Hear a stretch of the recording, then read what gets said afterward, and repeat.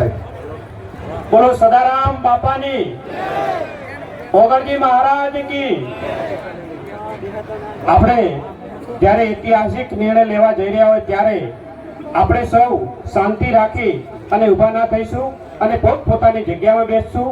આજનો આ ઓગરજી મહારાજના ધામમાં ઠાકોર સમાજનું મહાસંમેલન એમાં ઉપસ્થિત આપણા સૌના સંતગણો, આપણા તમામ આગેવાનો, તમામ અને અહીં પધારેલ તમામ આગેવાનો અને માતાઓ અને બહેનો તમામને એક દીકરો તમારા ચરણોમાં વંદન કરે છે।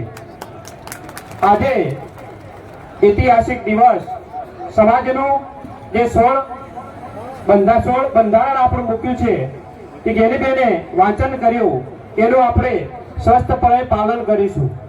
આ બંધારણની અંદર આપણો સમાજ એક થાય। આપણો સમાજ જે વાત કરું છું ગાંધીનગરમાં સરકારે અને રાજ્યના મુખ્યમંત્રીએ એ આપણાને આપવાની તૈયારી બતાવી છે, ત્યારે સરકાર એમાં તમામ રીતે સહકાર કરવાની છે એ વાત પણ આપને કહી દઉં। આભાર અલ્પેશભાઈ ઠાકોર સાહેબ। આજે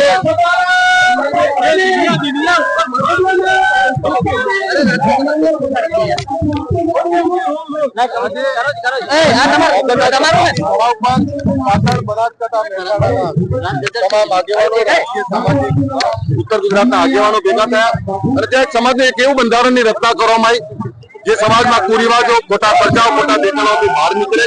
મોંઘવારીનો જમાનો છે તો લગ્ન પ્રસંગોના ખોટા ખર્ચા દેવા કરીને ના કરે અને આવનારા સમયમાં આ સમાજમાં સમાનતા આવે, એકતા આવે, એના માટેનો સંદેશો હતો।